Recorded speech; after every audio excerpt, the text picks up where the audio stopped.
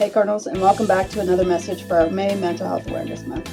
I'm Counselor Nancy, and along with Miss Liz, we're going to chat about mindset today. You know, the way we deal with difficult situations, the way we see the world around us, that's called our mindset. And we actually interact with these things a lot more than we think. You know, whether it's listening to lyrics of Rex Orange County, Linkin Park, Tupac, hearing stories of Michael Jordan, watching different movies of characters overcoming obstacles, all of that has to deal with practicing and choosing whether we have a fixed mindset or a growth mindset. So we're going to go ahead and jump in, and I'm going to pass it over to Miss Liz. Fear is a natural emotion that is universal. We all experience fear. It's okay to have doubts, to be scared, or to feel embarrassed about something. But imagine how different a challenge can be if you face it with curiosity, determination, and perseverance. You will never know the outcome of something if you don't try it. So let's jump back to talking about mindset, fixed versus a growth mindset. For some of these new and challenging situations where we have that fear, we can often find ourselves having a fixed mindset. A fixed mindset means that you believe intelligence is fixed. So if you're not good at something, you're never going to be good at it. Having a fixed mindset can lead to feeling like you have to hide flaws or being afraid to make mistakes. And when we do make mistakes, we might try to cover them up or hide from them. And that mindset can make us feel ashamed or embarrassed of those moments of setbacks and failures. Having this type of fixed mindset also makes it difficult for us to accept feedback, because instead of hearing that someone's trying to help and offer constructive criticism, that mindset tells us that we're being personally attacked and we're not able to take that in. It can also make it difficult to celebrate other people's victories with them, because a fixed mindset can lead to comparison, jealousy, and seeing other people's success as a threat.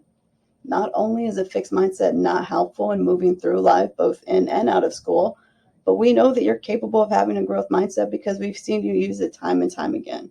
And we want you to see yourself in the light that we see you because you deserve it.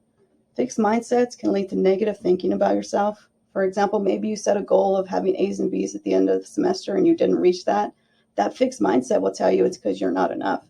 And that couldn't be further from the truth. You are enough. Every single one of you are enough.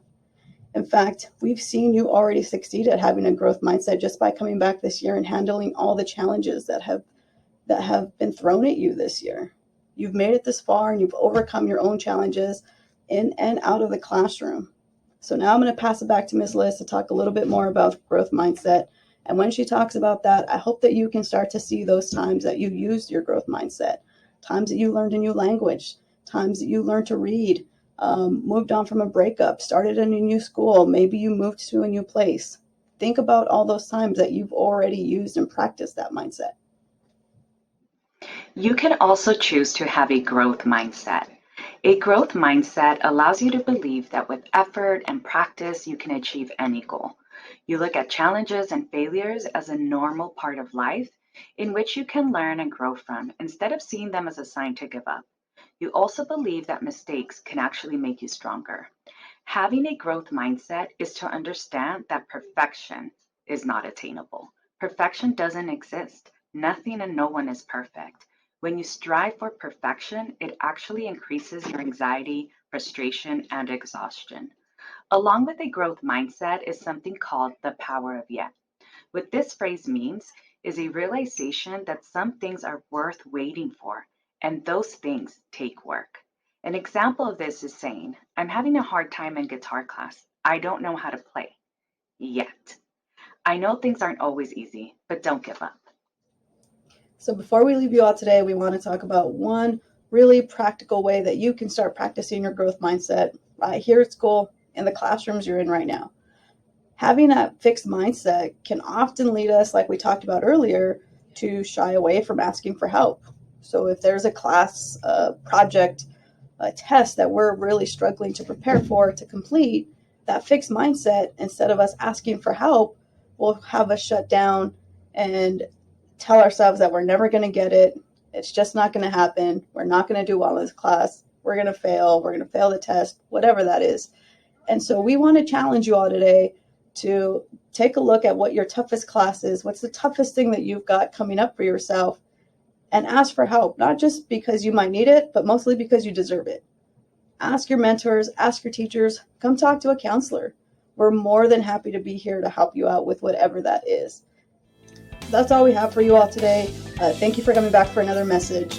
We hope that there was something in here that you were able to connect with and can start putting into practice for yourselves. One last thought I do want to leave you with is one of the things that I personally have learned a lot from growth mindset is learning to embrace failure. A lot of times we can be embarrassed of that failure, when in fact, failure is the only way to get to success. And so something I now do with my friend group, and I encourage you all and challenge you all to find one person this month and have a conversation about what's something you're failing at right now. I'll tell you, me personally, something that I'm failing at right now is trying to drink more water. So I've always got water bottles with me around campus. I'm supposed to drink 3 of these, but I'm definitely failing, and I drink 1, maybe 1.5 a day, but eventually we'll work our way up to 3. That's all we have for you all today. Like I said, thank you again for joining us. Please partake in all of the activities we have for you this month. We have our door decoration going on, and we'll be judging that on Friday. Have a great rest of your week, Cardinals.